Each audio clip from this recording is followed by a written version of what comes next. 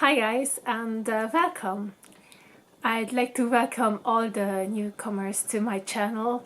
Thank you for being here. My name is Zsófi or Sophie and I live in Transylvania. This is Berke Creations Podcast and you are watching Ep.7. Today's settings, it's not outside, the snow is melting and it's beautifully sunny but wet.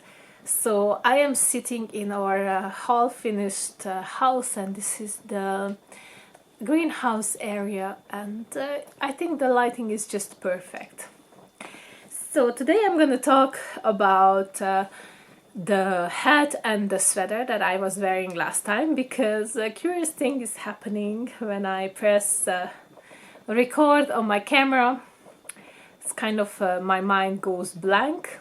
So I don't know how do you call this phenomenon, but it's like the tabula rasa of mind for me. And yeah, let me know how you call this for yourself, or if this ever happens to you. So I forgot a bunch of things to tell you about last time, and so that's what I'd like to catch up on. And then I have two works in progress, which I made significant progress with, and one of them had to undergone some serious surgery, the yoke, the mistletoe yoke. So you will see that, and you will also be able to see how I fixed my mistake, and by fixing I almost ran into more trouble, but at the end all is well, and yeah, the patient survived. So I have an announcement. No, not announcement anymore. I had that last time, sorry. But the knit along that I am running together with two other fellow podcasters, Gabriella and Bella from Merryweather Knitting and from 100 Acre Roll, is running. The Tudor Roses KAL, is it? And you are welcome to participate and knit the garment from the book The Tudor Roses by Alice Starmore. I received my book and I will go through it at the end of the podcast with you and ponder about what I am thinking to make from it. So please join in and let's start a conversation in the Ravelry group if you have something in mind. I know some of you purchased the book and you are planning, so I'm very curious and happy to hear about your choice from the book. So here is the sweater that I was wearing in my previous episode, in the previous podcast, and the pattern is Curveball by Sashiko Virgin, and it's a sideways knitted jumper, and I use Lèttlopi yarn. This is Icelandic, very rustic, hardcore wool yarn, and in my favorite colorway. And I forgot to mention that I had this made on 4.5 millimeter needles, and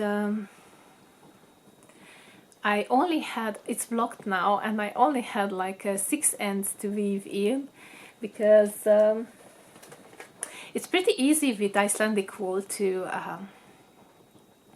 attach it together without having to make a knot. And I was thinking to show it to you how I do it. You should really not be afraid doing this, because it saves you so much time, and really the place where you attach two yarns together is kind of lost. You will never be able to find it again. So the Lèttlopi yarn, it's this is the yarn I used, right? And it's an Aran weight yarn, and you can see it's two single plies plied together but very loosely, so you can easily detach them. And for how to say, gluing together two ends of it. I do like, if I detach them, then one of the parts I just take it off. And yeah, let's do that on the other end of this one. So I unravel the two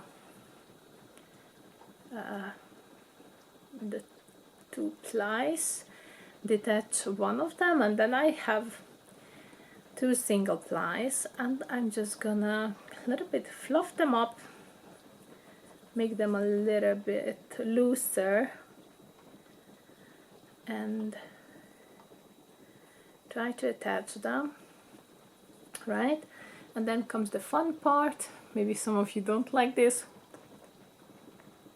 And just yeah, put it in my mouth, wet it, and rub it between my palms or between my fingers. And like this you save a ton of time, and also you don't have these ends to weave in. So you can see that it attaches themselves together very easily and very quickly. Looks kind of neat and nice, uniform. So yeah, this is how I do it. Of course I'm careful when I'm knitting, when I get to this part, not to pull on it too much. But once it's knitted up and it's in the sweater and you block it, it's gonna be invisible. So this is what I forgot to mention about the curve, which I really wanted to share with you. And it's a lovely warm workhorse sweater, as I said. And thank you so much for all the compliments on it. It made me very, yeah, very fuzzy inside. And yeah, I am happy with the end result of the sweater. As I said, and maybe I just mention again, the pattern itself I wouldn't buy again because it's not so size inclusive. And it was not a big challenge for my mind. The other item that I was wearing, and is knitted in the same Istex Lèttlopi yarn, is this hat. This hat I made 2 years earlier. I used exactly 2 skeins of Lèttlopi, so it's like 100 grams of Lèttlopi yarn all together. And I just saw a picture on Instagram of this kind of nightcap style of hat, I call it, but I know that in Norwegian it's some kind of Nissen cap or something like this, like the little gnomes, they have this kind of cap, right? So, and I just freestyled it. I actually ran out of the yarn for the tassel, and this tassel is made out of the local yarn, the Berke yarn, because these two grays are kind of very similar, so I could get away with that. And I really like this tassel. You can see it's because of the washing kind of unraveled here, around here, but that's fine. So I used the 2 skeins of Lèttlopi yarn on a 4mm needle, and I just want to show you the difference between my knitting in a round and the knitting back and forth, and on a 4mm needle and 4.5. It's kind of a big difference. It's amazing to see that how much different it is. But for a garment, it's much better to have a looser gauge and more drape, and for a hat, it's much better to have a tighter one. So probably you can see already now that I did not use any special technique around here to form this folded brim of the cap, because I just, after knowing my gauge, I just cast on a certain number of stitches and knitted twice this long, and then I folded back and actually sew everything down with a needle. So now I know some techniques, like I can do a 3 needle bind off if I pick up the cast on edge, or if I do a provisional cast on, then it's even more easy to do a 3 needle bind off around here and then avoid stitching. And around here I started decreasing, but very sporadically. I kind of go with the flow, so to really just trying to make this kind of cone shape. And you can see it's not perfect cone shape, but I kind of had to decrease more frequently at the end so that I will not run out of yarn before. Some of you guys asked if I'm gonna write up a pattern for this hat, and I don't think I'm gonna do that. I would love to write up a pattern soon, or I have some ideas, but this one actually already exists, I'm sure of it. I don't know, maybe I will find a link below, something similar. And yeah, I just saw actually a picture of this on social media, and I just did my thing. So I don't think it would be ethical to write up a pattern that somebody else already wrote up, I guess. Then yeah, the last thing I wanted to tell you, actually, it's for the mattress stitching on this on the other finished object, is about the Lèttlopi yarn. I couldn't use Lèttlopi yarn to do the mattress stitching because it's kind of a, let me show it to you. If I pull it on hard, it kind of breaks easily apart, right? So I didn't even try to use it for stitching, right? I just used my local yarn, which is much sturdier and much better spun, much tightly spun, and that was perfect to use for the mattress stitching. And what do you think? Is it neat? I think it's kind of good mattress stitching. I said I don't like so much all the stitching and the kitchener stitching, and yeah, I kind of get proud of myself if I see that even so it turned out right. Yarns about Lèttlopi, anything you like. Oh yes, about Lèttlopi. And this is a big question, I guess I still need to answer. So the Lèttlopi yarn, sorry about this, the Lèttlopi yarn is scratchy. So in fact it is scratchy. I must say that I am not sensible about the scratchiness of this one, but when I'm wearing my cap around my forehead, I do get scratchy. Like it's like I wear probably for 2 hours, and after 1.5 hours I feel like I need to scratch my whole forehead for 30 seconds, and then I forget about it, and I can wear it a half an hour more, and then it comes again. So that can happen, that's a real thing, and my partner always laughs about it, that I'm suddenly going into this scratchiness modus. And as for a sweater, I don't wear them close to my skin, and also around the neck, they usually don't touch my neck. So, but if they would, I wouldn't be red because of it, but I would certainly still feel a little bit scratchy. So it depends on you, right? How much you can tolerate this kind of yarn. But yeah, what can I say?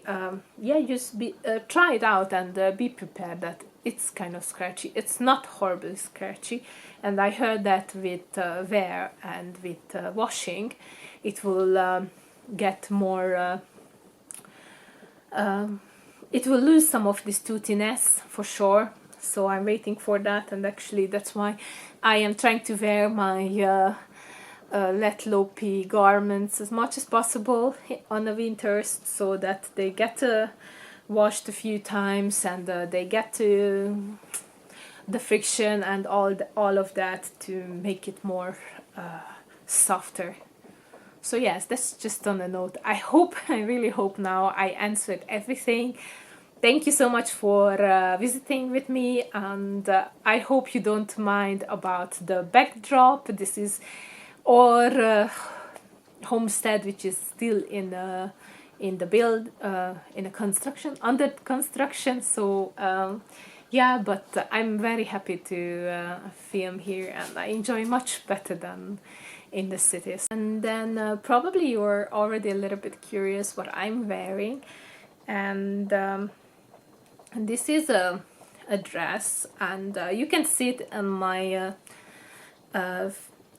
finished object recap short 5 minutes short video where I present all the 17 finished garments that I knitted in 2020, and this can be found there. This is the Calm dress by Anna Johanna, a very prolific and beautiful Finnish designer, and she had calls for testers for many of the patterns, all the patterns in her book. So I actually last year tested 3 patterns for this book in which this dress can be found, and the book is Strands of Joy.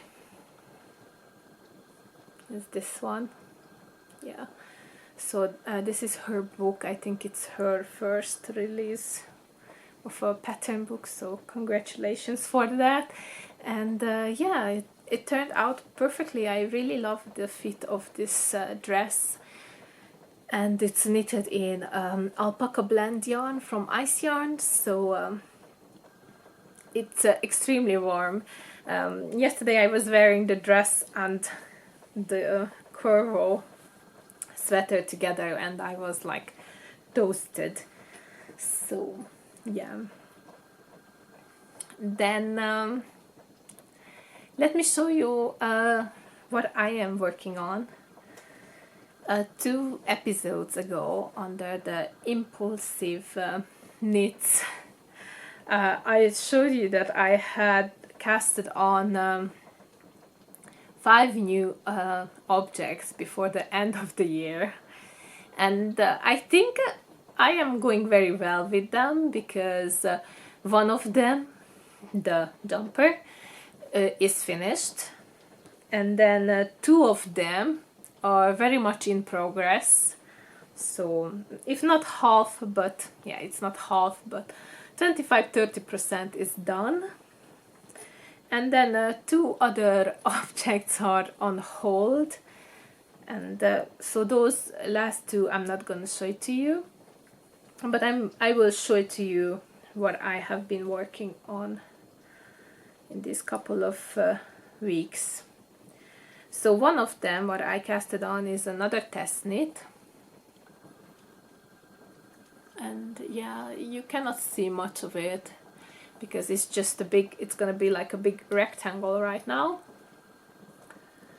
and it's on my needles, on my bamboo needles, 3.5 millimeters, and is knitted in this beige cotton yarn from Alize, Turkish brand, and it's gonna be a dress. So this is a Testknit, and it doesn't have a name yet, I guess. So yeah, it just has some lace borders and stockinette, but of course I have to purl a lot on this project, so it's kind of it's going a little bit slower, especially because my knitting method is continental, but the combination method it's called, as I learned from other lovely knitters in the Discord group. And this is because my purling is not right. How to say? You can say right or not right, but it's not on the normal way or on like the official continental purling. It's on the other way around. Like many Eastern European, Hungarians, I think maybe also Russians purl like this. So when I purl the stitch, and it's gonna be twisted actually on the needle, but then when I get to the knit side, the right side, the twisted knit stitch is knitted again the other way around, so everything is aligned perfectly. So, and my issue with this, because it has lace, and I don't know how to do the lacing backwards and to change everything. I don't want to do that. So I started purling on the lace section only, on the right way, and that takes for me a little bit longer time than to purl the normal way, which I'm used to, the normal way to me. So yeah, I have this in my intro, but I'm not sure if it's visible. But I would love to talk about this more in one of another episode, a chat and knit episode. So I will try to do that, to talk about the way I knit, and to show it to you guys how this combination method looks like. And yeah, so making progress on this dress. I used up, for this length, I used up 250 grams skeins, and yeah, I have 7 more to go, and I want to use them all. I want this dress to be as long as possible, as long as my yarn allows me. And then I have interesting plans, because this is a cotton yarn and it's just like a simple beige color, and I choose this specifically because I like to try eco printing on this knitted fabric. I haven't done eco printing yet myself, but I know many people who eco print around me, and I'm gonna ask especially one of them who's very talented, and I'm gonna ask her when this one is finished to help me eco print it, and I hope I can document everything for you guys.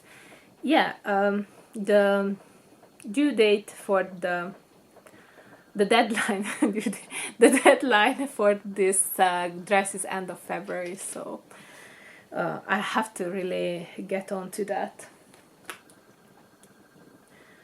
Oh yes, I have a topic that I need to mention here, but I'm gonna talk about it also later, because I'm curious about your opinion, guys, and so please let me know in the comments. But probably you already saw that I have a few playlists. So I have a playlist for on my channel for the knitting episodes, which I want to do regularly, like every 2 weeks maximum, but sometimes closer together.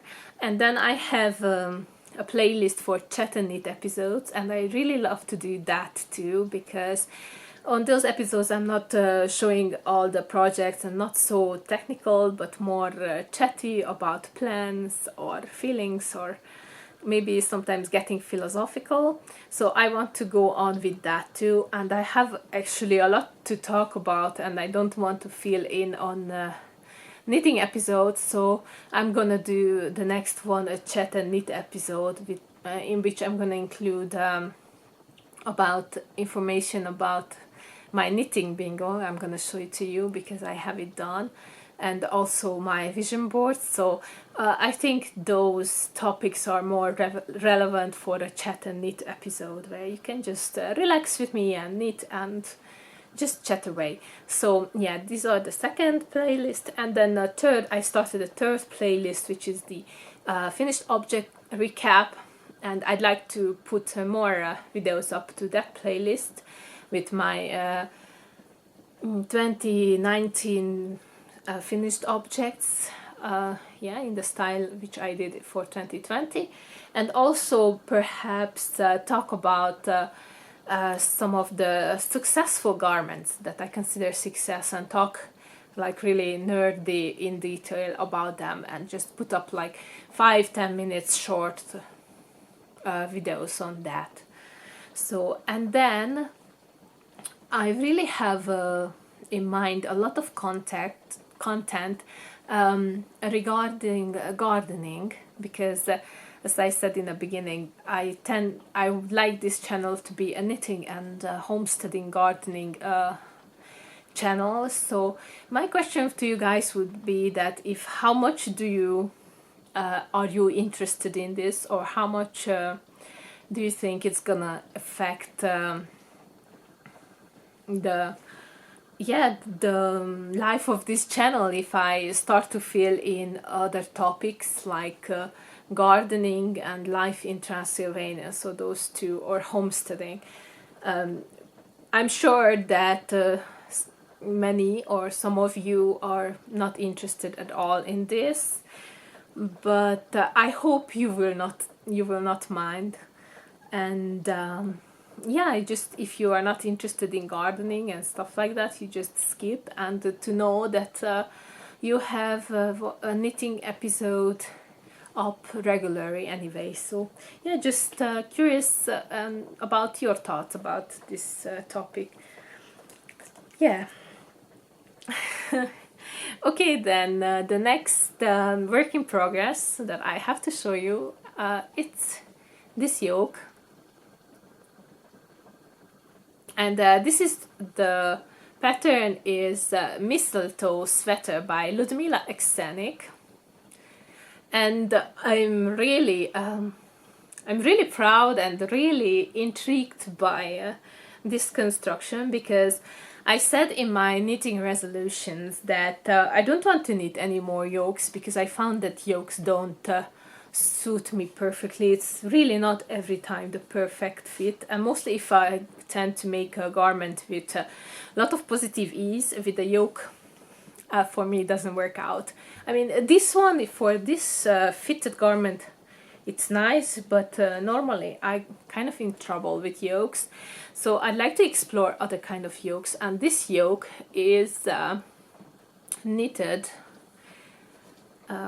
from up to down in back and forth, so with a lot of short rows, German short rows I'm using, and that's how I created this disc, let's say like that. And then in the front there are a few leaves, also with created with the short rows.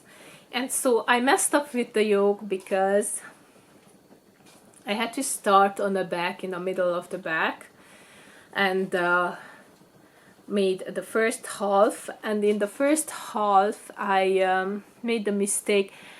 I somehow didn't do 2 garter ridges, but only 1 throughout the pattern. So you have to imagine like slices of cake. So each, I don't know, 18 or how many rows of repeat, you have to imagine like a slice of cake. So on the closer to the neck there are just only a few rows, but closer to the bust there are many rows because of the short rows, right? So, and these sections are repeated throughout, and in each of the slice I made the same mistake. So instead of having 2 full garter ridge which goes up until to the neck, I had only 1. So that made the first part up until here much shorter than the last part, which is repeated, is mirroring the first part, so this one. So because I did not want to rip back and I couldn't find any other way to fix this mistake, I decided to cut. And I did cut here, exactly close to this sleeve, where it was like a full garter ridge. I picked up stitches, I picked up the garter ridge and I cut. And you can see a little video about it. And I will tell you in the video my mistake, because I think I cut very close and I shouldn't have gone a little bit further down to cut my yarn, and it was kind of scary because everything started to unravel quickly, and the stitches that I picked up did not stay on the needle because they were unraveling. So, but I stayed calm, I stayed focused, and just you know, as the stitches start to unravel, the stitch underneath was still fine, in fine condition, and I can put everything back on the needle very quickly. So yeah, let's see what can I show it, how can I show this to you. And yeah, I'm kind of proud of how this looks like.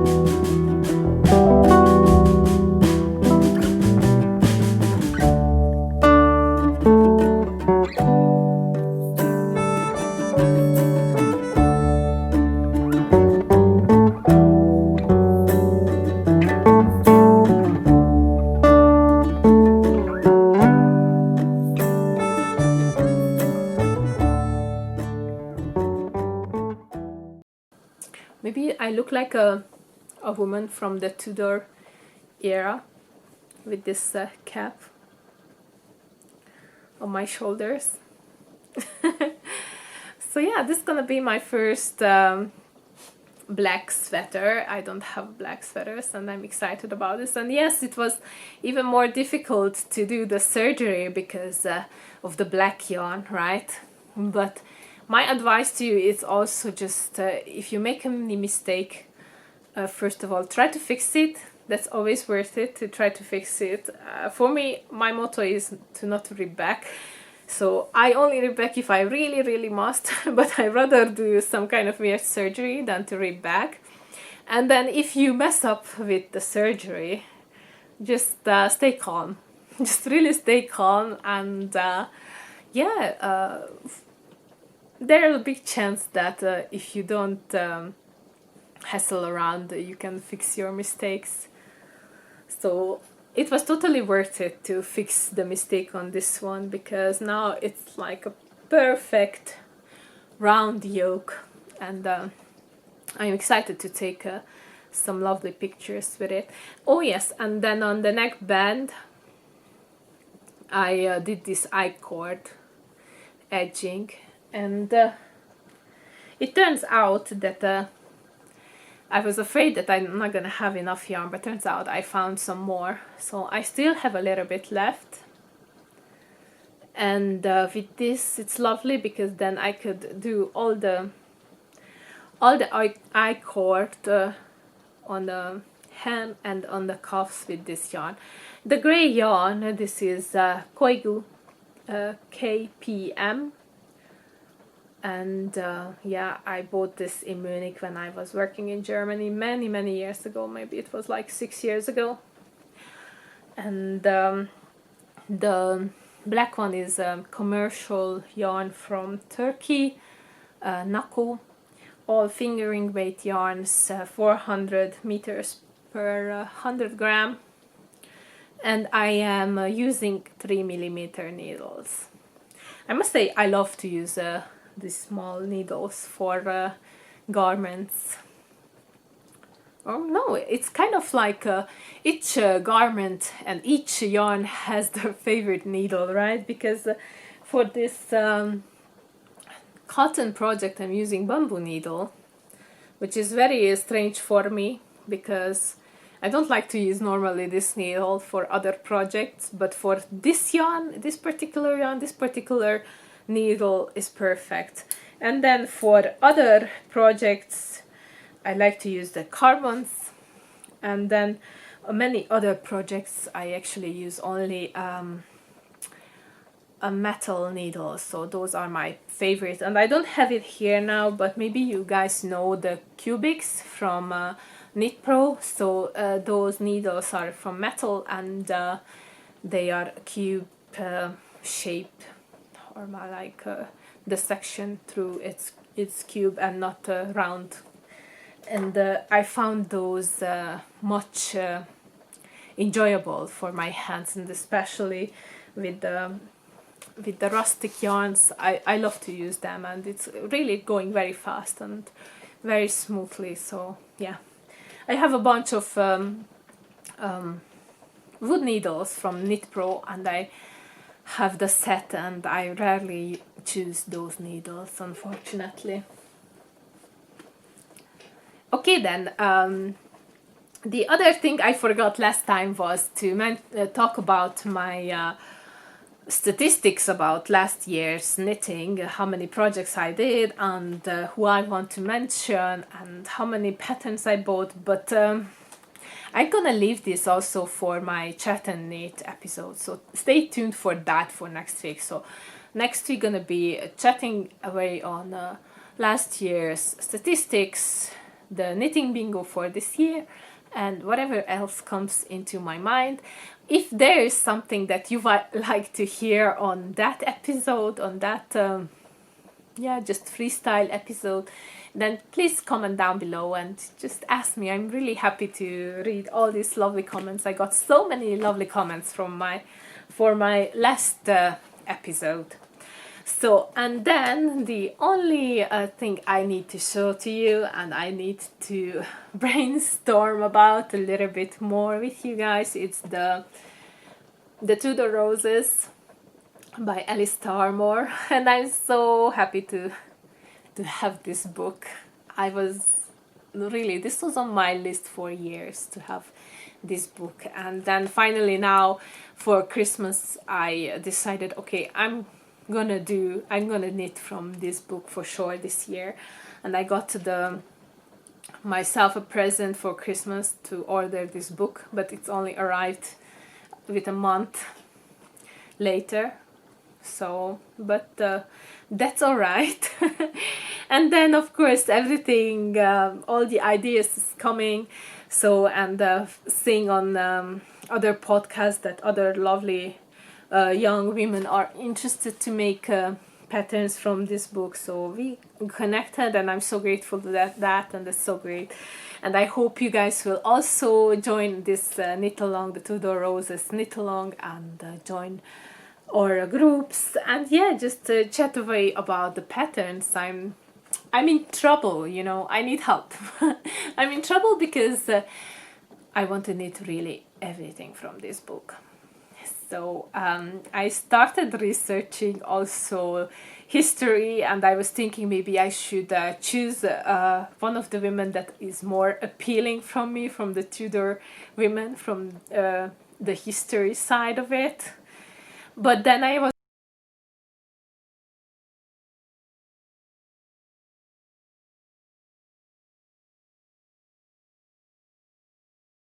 just really rambling away on this book, on the Tudor Roses book by Alice Starmore, and I was kind of undecided what I really want from that. So I don't really want you to go through with the agony of it, of trying to choose one pattern to knit from.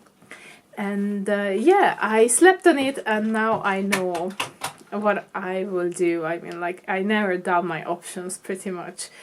In the background, my son is playing with his toys, so you might hear that. So first of all, I'd like to mention that I come across of this book, or I ever heard about this book, was on a Fruity Knitting channel, and because Andrea had invited Constance of Stitching Over the Days podcast, who presented her amazing Jane Seymour garment, and that's when I first noticed that this exists. And of course Andrea of the Fruity Knitting knitted also her modified version of one of the patterns. Probably, I'm sure you really know this amazing channel and their amazing work, and you know also what's going on with their personal life, and we are all very supporting of them, and just giving all the love and the good thoughts for them. Really crossing fingers. I kind of was heartbroken after the last update, but yeah, just let's move on to the Tudor Roses book. So I finally got to my book, and I have my little post-it notes. And in my mind, I categorized the 17 patterns in 3 big categories. The first one for me, which was very appealing at first glance, is all the color work sweaters or cardigans. And I had a note here on this one, the Catherine of Aragon. And this one I would really love to make, but since I cannot use the original yarn from virtual yarns, and I'm not so confident to choose colors from a website, which the colors that I cannot see with my own eyes, and to try to choose 12 colors. So that would exceed my expertise at the moment. I'm very aware of that. So then this pattern, or in this cluster, is now kind of excluded for me to do any color work from this book. Then the other big category that I really like would be the fitted jackets, and this one is the Anne Boleyn. So that one for sure I would love to make. See ya. Pretty nice. Yeah, my son. And then also the Jane Seymour. That's the other one of my options. So Constance made this one. And then on a fitted jackets, that Catherine Howard is this one. And from all of it, this is the most this is the most appealing for me. Show me can. So then the other fitted jacket that is very much on my radar, it's Catherine Howard. So if I would do a fitted jacket, I probably would start with this one. I really like this one. And then the last one is Mary, Queen of Scots. But I'm not gonna make any fitted jacket this year because I am still losing weight. So, and it would be a waste to make something that after all is not that fitted anymore. So, and then the third category, and from this category I'm gonna choose, is those so to say simpler designs. And I love to show to you Margaret Beaufort. And I think this design is at first glance is not something particularly interesting, but I find it very stunning, especially that on the back it has the bottom band. So it has a bottom band on the back, and I find that very modern to be able to use it both ways.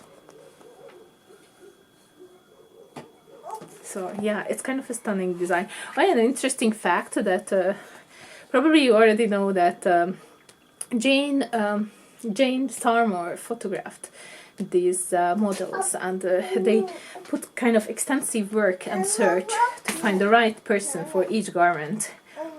And she couldn't find the one for Margaret Beaufort. And at the end, she herself became the model for this.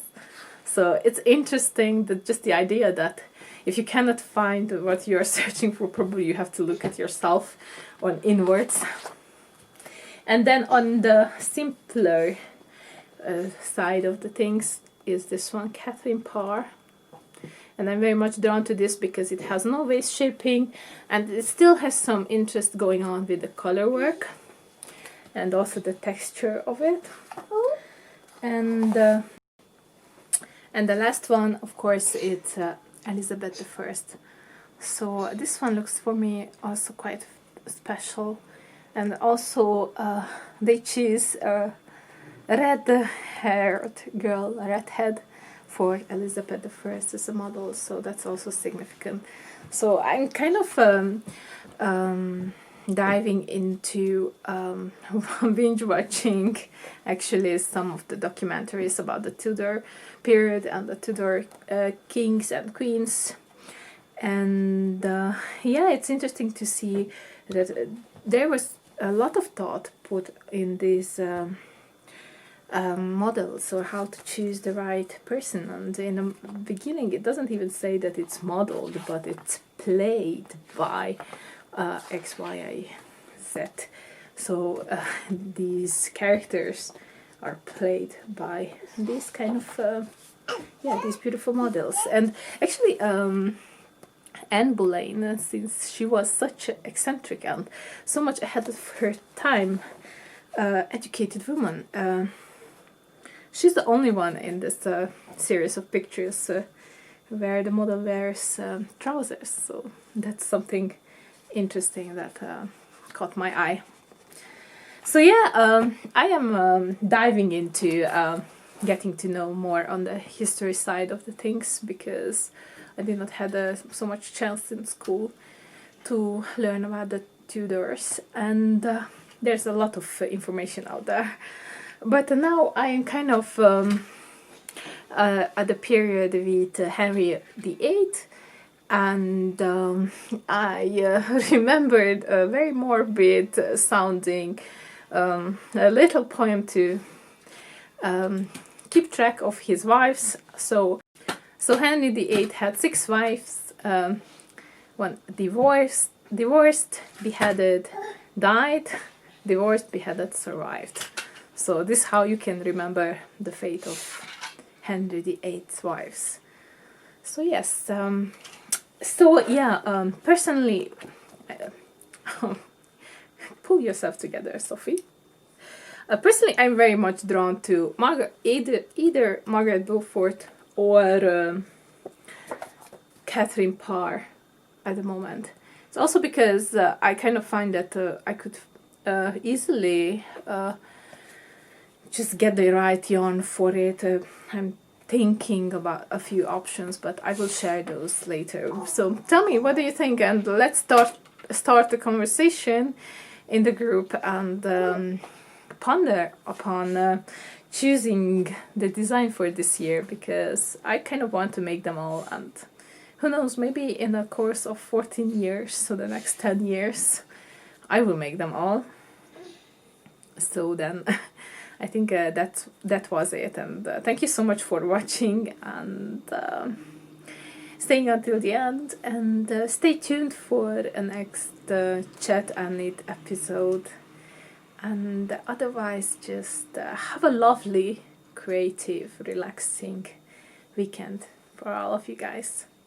Bye. Hello. Tai tai.